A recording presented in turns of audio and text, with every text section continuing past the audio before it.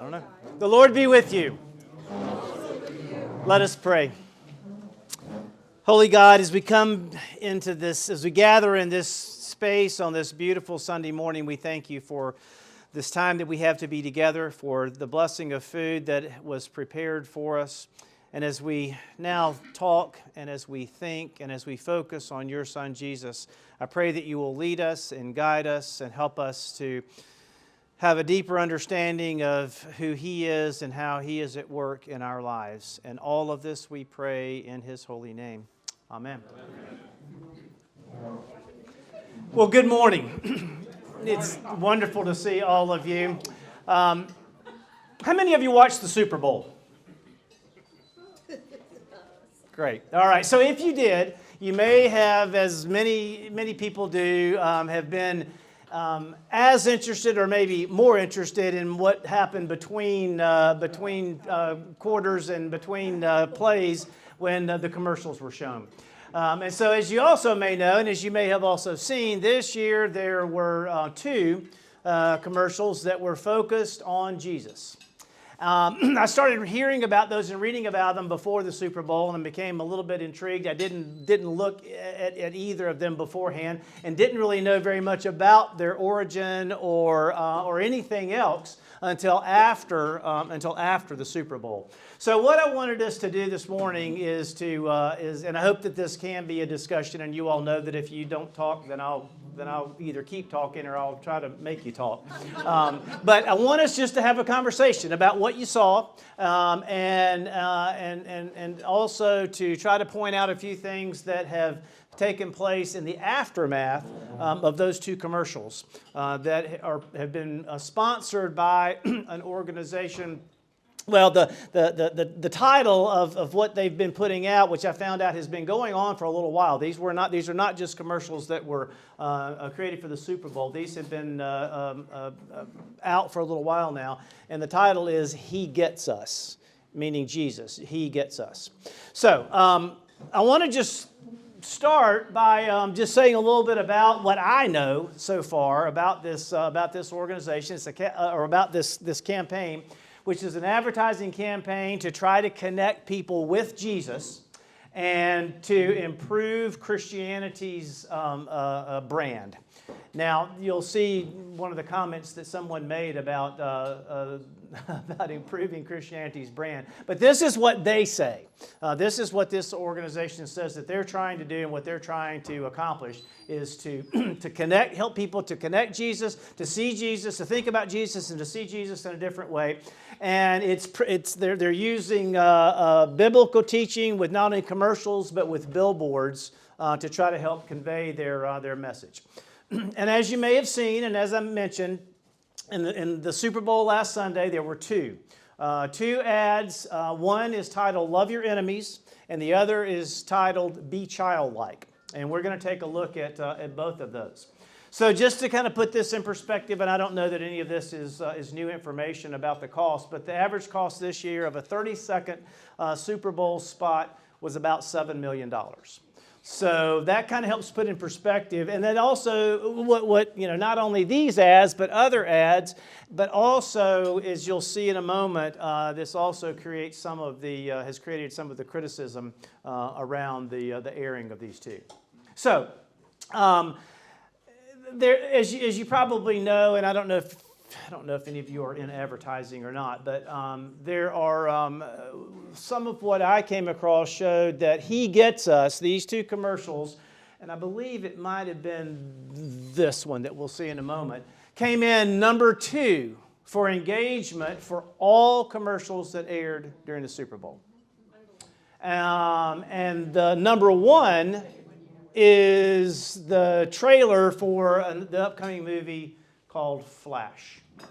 So I want us to take a look at what came in number 1, or just parts of it anyway. It's about 3 minutes long, and then we'll take a look at some of the others. So this is the one that came in number 1. The Flash. Flash, yeah.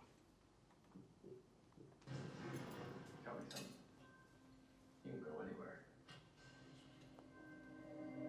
Another timeline. another universe.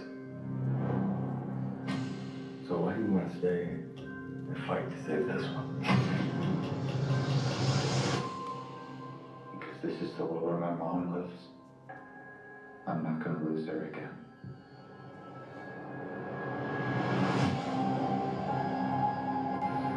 Time has a pattern that it can't help reliving. Different people, different worlds, drawn to each other like magnets.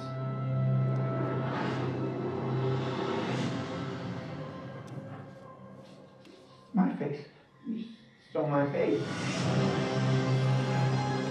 If you were to go into the past, you have no idea what the consequences can be. Bruce, I could fix things. You can also destroy everything. This can't be happening. I completely broke the universe. God, we've been waiting for you.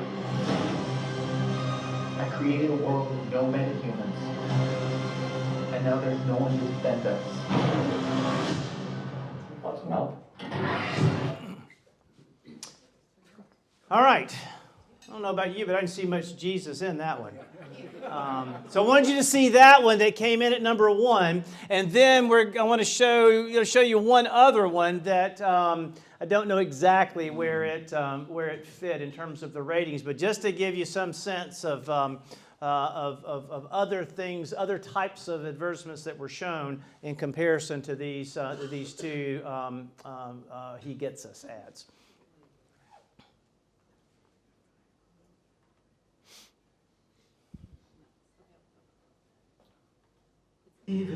It's just.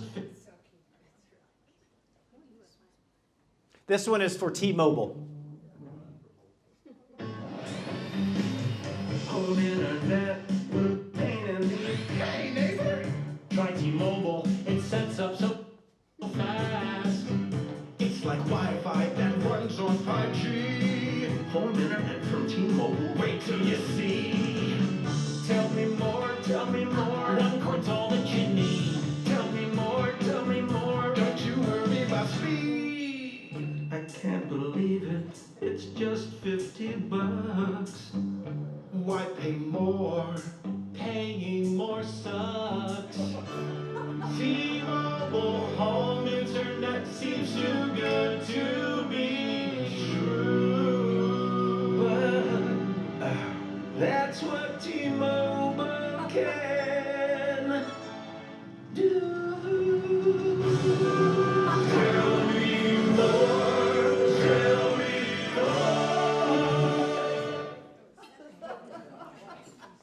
more. Okay, so as you may have seen last week, that's what was being portrayed, among many other things.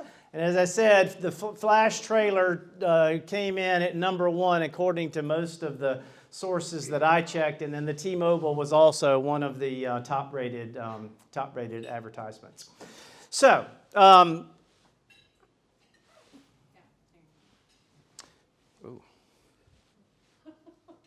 All right, so as we've seen and as we know, most Super Bowl advertisements over the years have focused on things like drinks and cars. But this year, one of the most talked about were these commercials about how it is that we promote or sell Jesus. But the interesting thing is how polarizing they have become. Big surprise, right? I, quite frankly, was a little bit surprised. And I'll show you a few things that have been said. This is by a woman named Joy Reid, who I believe is with MSNBC. I think it's fair to say Jesus Christ wouldn't spend millions of dollars on television ads promoting his image. It's part of a $100 million campaign, she went on to say, to help promote Christianity and build the brand of Jesus according to its backers. And you remember a moment ago I said that that's one of the things that they say that they're trying to do is help build the brand of Jesus. And she says, tongue-in-cheek, because his brand has really just never been built before. All right, so that's one train of thought. And then actually, in a similar train of thought, Alexandria Cortez, who is very verbose about a number of things, says that something tells me Jesus would not spend millions of dollars on Super Bowl ads to make fascism look benign. Then on the other end of the spectrum, so those are more what would be referred to as liberal or very extreme liberal points of view that are critiques or criticisms of these ads. And then this person who is with this organization called Turning Point USA, which is a conservative organization, says that describes these as one of the worst services to Christianity in the modern era, sponsored by woke tricksters.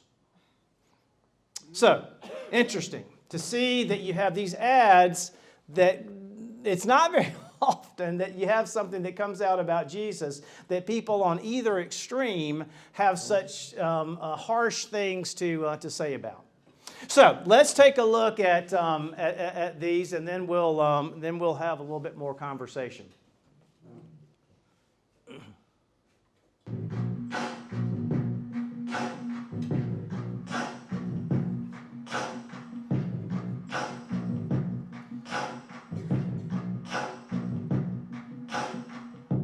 Maybe I'm foolish, maybe I'm blind, thinking I can see through this and see what's behind. Got no way to prove it, so maybe I'm lying.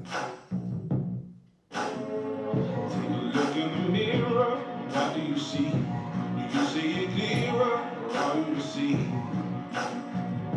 in what you believe? 'Cause I'm only human after all.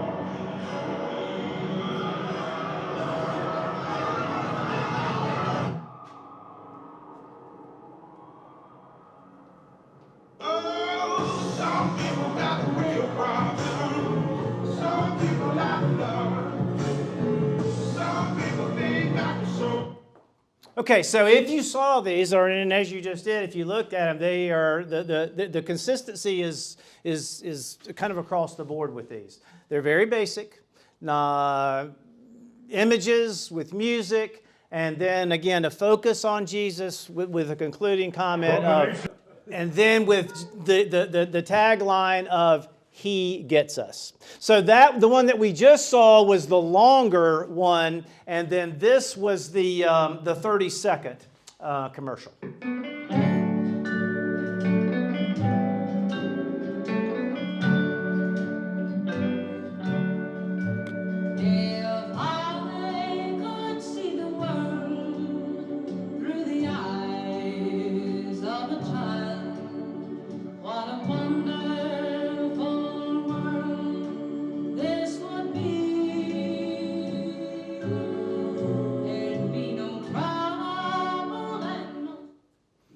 All right, and then I want to show you one more that's part of this overall campaign that they have launched. This was not one of the ones used at the Super Bowl. There were only two, but this is a third one titled "Dinner Party."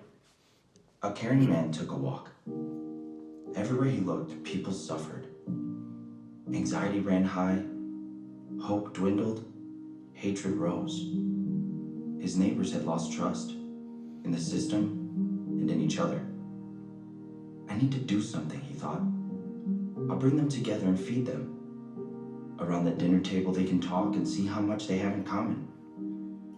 Shared struggles, shared joy, shared pain. So he prepared a feast and invited all into his home. But some refused to sit at his table because they chose to only see differences. He was heartbroken because he wanted everyone to eat and be filled, not with food and wine, but with compassion.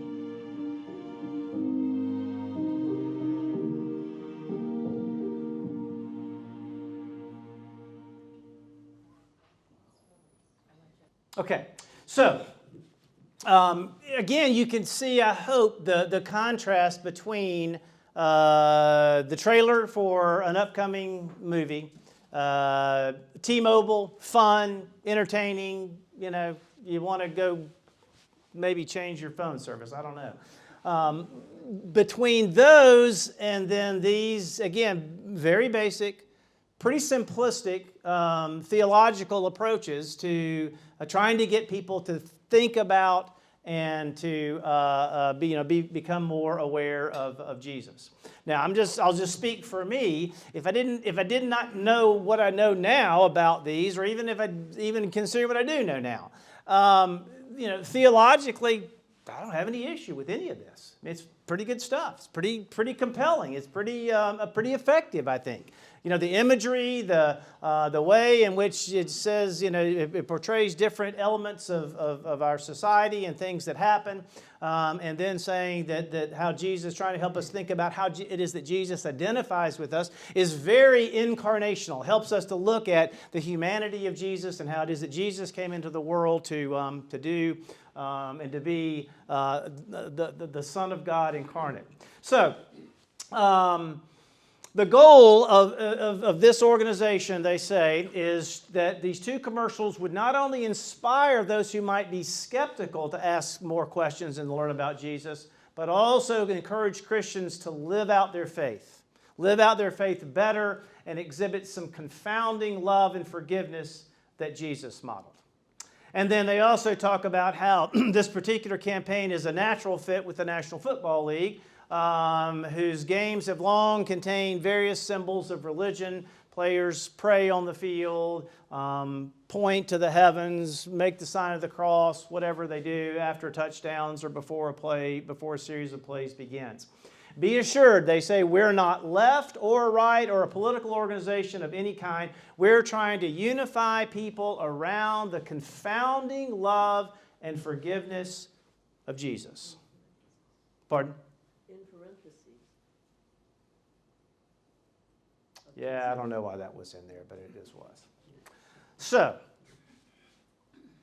apparently, this part of it didn't happen. Because, again, what some of these comments are is that they're have led people to they have been much more polarizing than I think maybe anybody was expecting them to be. So what someone else says about them is that they're presenting a vision of Christianity to Christians watching football that's worthy of respect. Anything that gets the words and deeds of Jesus Christ out there in a more prominent place is welcome and should be welcome. I think it would be successful if millions of people left with a question of who Jesus is and how to learn more. The agenda is to love the story of Jesus, again, to focus on Jesus. And he gets us as a diverse group of people, they say, of Jesus followers with a wide variety of faith journeys and lived experiences. Now, if you've read anything about this and about there's a foundation that actually is promoting, that has funds this. Part of the controversy has been around some of those who have contributed in significant ways financially, who are aligned with causes that some on other ends of the political or theological spectrum have issues with. But again, what they say and what the organization says is that their motives are just to put out a message about Jesus and try to get us to focus on who Jesus is. Okay, I told you I was going to ask you to talk. Carrie, hold on. Remember that we need to bring you a mic because we record this. I'm really sad to know that. Well, I guess I have two reactions. The first is that I think that this ad series is radical. And Jesus was radical. So I think there's alignment there. And the second thing that this is all causing me to think, and I am not somebody that watches the Super Bowl, so this was all new to me this morning, and I'm happy for that. But the second thing is it makes me think of change. And we're going through a change in our organization, and I am a student of change management. So these are radical spots, and they're trying to initiate a change journey for many. The first, there's a change curve, which is a very reliable path and stages through which people tend to go as they kind of undertake a change in mindset. The first node on the change curve is denial, always. It's denial, and it's all sorts of negative emotions. And you don't get to positive emotions until you really are farther along in the change journey. So I think this is right. These reactions are right on track with an effective change process. You're saying the reactions on both sides of the spectrum. Okay. It's working. Yeah. It's working. Okay. Very good. Thank you.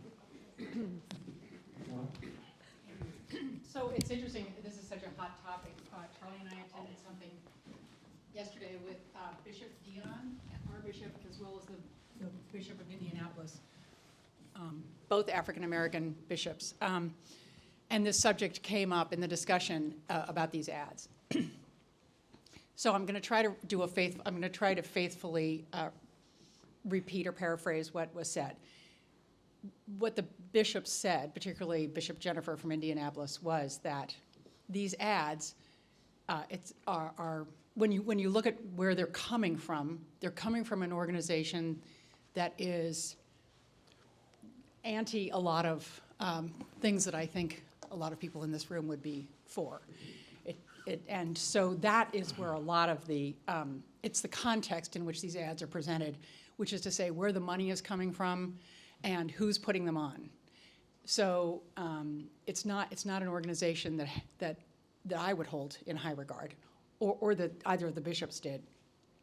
But additionally, what Bishop Jennifer said was, the evangelicals, which is sort of the side that it's coming from, certainly evangelize. And there is declining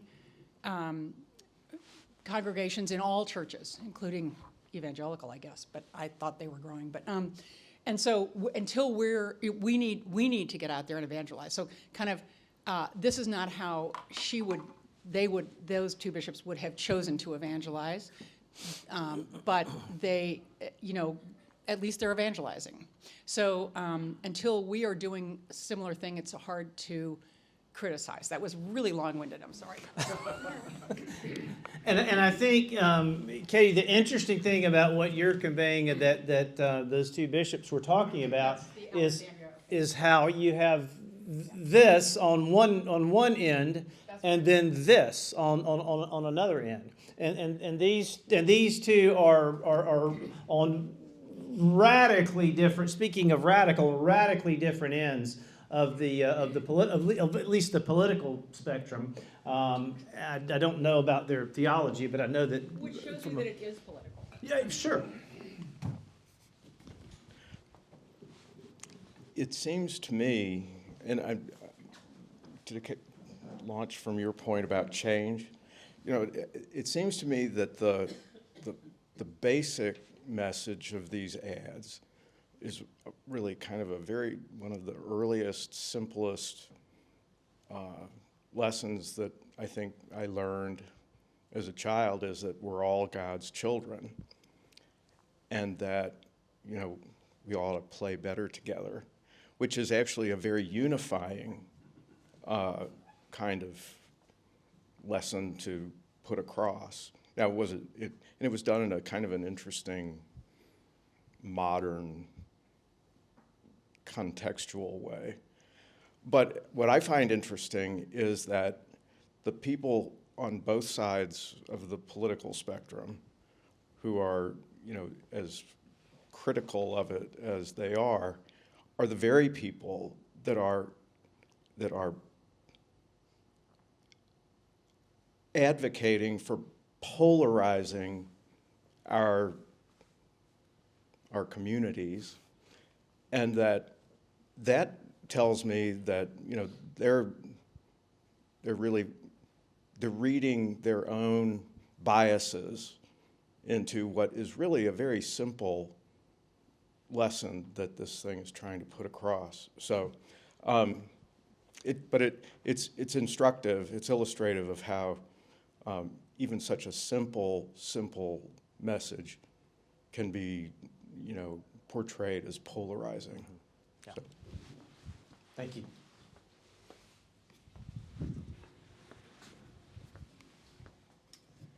I love these commercials. I I've been a student of Super Bowl advertising for a long time. And unfortunately, Katie and I weren't able to hear any of the words when we watched the Super Bowl of most of the commercials. So I'm so glad, thank you, David, for bringing this up, because this is a great subject. And these commercials, while they look simple and inexpensive, were very expensive to produce. The music, the visuals, all of that was well thought out. And I love the message. It makes me feel all warm inside. But years ago, we did some pro bono advertising for the Episcopal Church. And this was, I guess, in the mid-'80s. And at the time, the Mormons were running a pretty expensive campaign. You may remember, one commercial I remember showed a guy being sort of robbed on the street. And he was punched, and he lay on the sidewalk, and it was a rainy day. And people were walking by, not paying any attention to him. But then a man comes along and helps him up and says, "Can I help you?" And then they were signed Jesus Christ Latter-day Saints. And I kind of went to school on that. I was curious about why they were doing that. Well, the Mormons have or had, I don't know if they still do, a very a well-run communications center, and part of their tradition is to sell Bibles door to door. And what they found was that there were a lot of misunderstandings about the Mormon faith that turned people off. They didn't understand the Mormons. They thought they had multiple wives and so they often had the door slammed in their face when they came to a house to sell Bibles. So the strategy behind that campaign was to soften the public's perception about the Church of Jesus Christ Latter-day Saints, and to make people want to open their doors when the people came to sell their Bibles. So there was a strategy behind those ads that made you feel good about that particular faith. And so my question is, and I just wonder, I can't figure out what the strategy is behind this. Unless it's to drive people to their website, maybe, and it may have, I don't know, but I think it's interesting. Well, I think what they would say, Charlie, is that, get it back to where,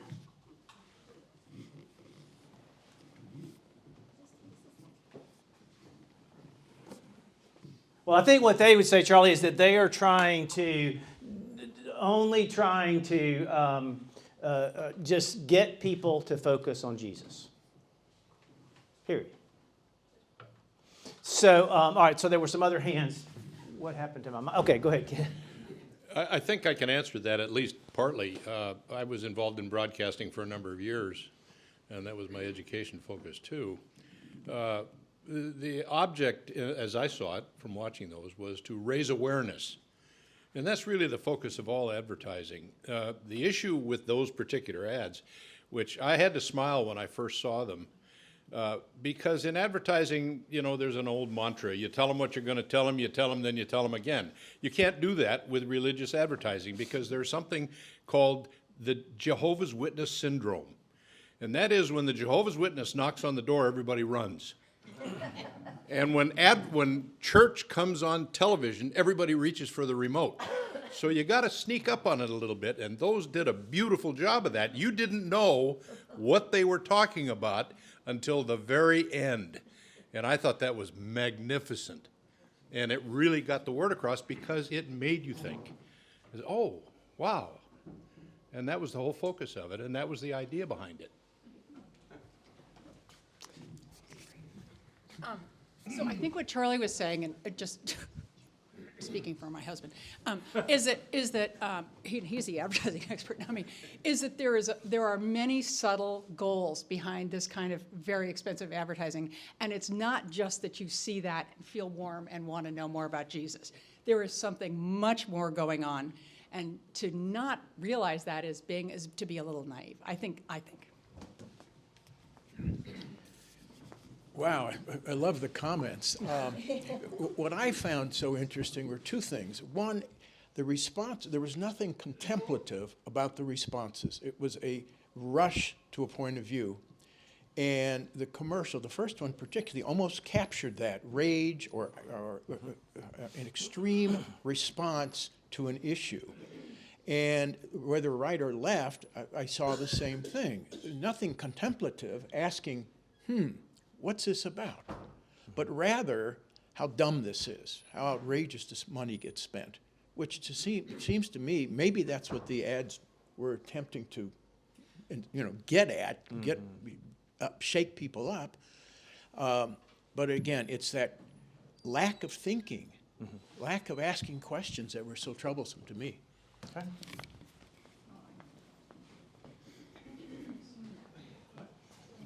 I hesitate to say anything. I thought they were absolutely beautiful and simple and clear. No, I didn't see any hidden agenda or secret strategies or politics. And in particular, after having done the racism for the last couple of weeks and to have seen similar clips of all of that rage and hatred, and then to see what the simple solution might be. I thought they were absolutely beautiful and well done, and I'm so encouraged, Carrie, by your observation that all of that negativity on both sides is to be expected. I thought they were beautiful. You just took my same words. I love watching the ads. I'm always glued to all of them because I'm not looking for a message or anything. I just want to come away with, oh, that was good. But when the religious ones came on, I remember thinking, oh my gosh, I can't believe they're giving us awareness of and trying to show to our community we've got to look at something else because we're not doing it the right way. And I didn't see, as Lisa said, I didn't see a hidden agenda.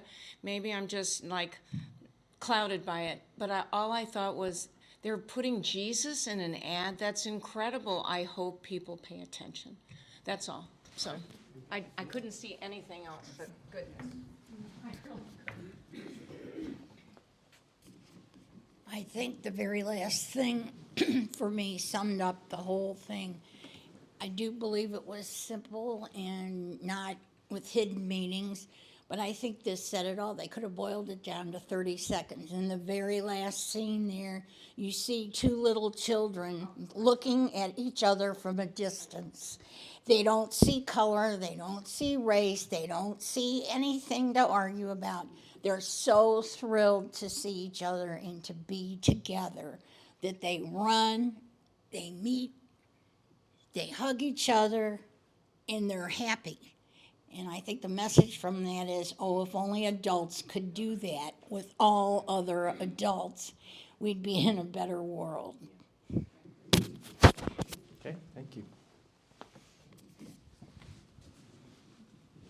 So I make an assumption, and I better be right about this one, that everybody in here knows something about Jesus. And if you don't, then we'll talk later.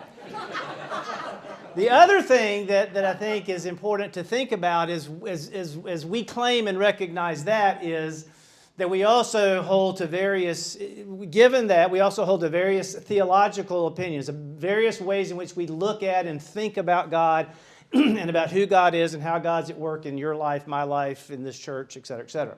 We also all hold to various political opinions.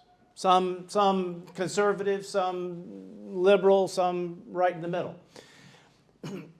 As I've talked about before, and as you may remember, the fastest growing number of people now in our country, when you talk about religion, are those who are now being classified as nones. N-O-N-E-S, none, not a religious order. And those are people who say that, yes, that they're religious. They claim some sense of spirituality or being religious, but if you say, well, what's your church affiliation or what's your religious affiliation, their response is none. None.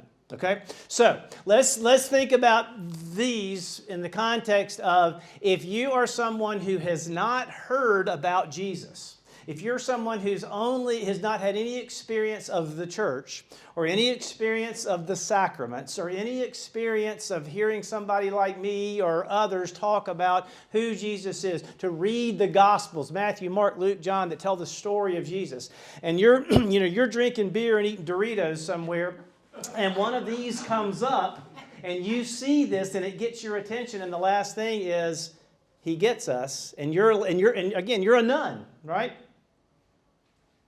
So I'm not trying to make anybody who has a different view of how these are what they're trying to portray here, but I'm just saying that I think that that's part of what is trying that they're trying to get across, and the nuns ain't sitting in this room this morning.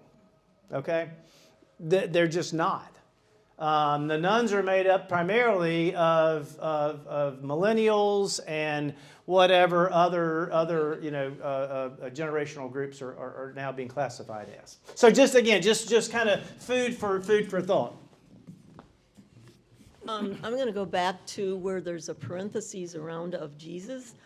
I think whoever was on this advertising for He Gets Us really says it all in this statement, and then putting of Jesus in parentheses, which means that message can apply to anyone, no matter what their faith. I mean, I think that's a real profound parentheses there. Parentheses, but brackets? Well, brackets, yeah. Well, so it's not, it's just because there was probably another word there like of him, and so then, because that's not a direct quote, they have to put it in brackets. Yeah, that's usually why that's used. Again, I don't know. Well, I pulled it off their website, so I don't know what their intent was. But Well, I like the way that is, because it does leave an openness, which I'm all for. Because all those principles apply to other religions. I mean, the parentheses in situations like that are often placed around a word that's been added to a quote that was not in the quote, but it makes the quote have some sense. And I think that's probably what that is, although I'm reading it over and over again and I can't really get that, but that's usually what those are used for.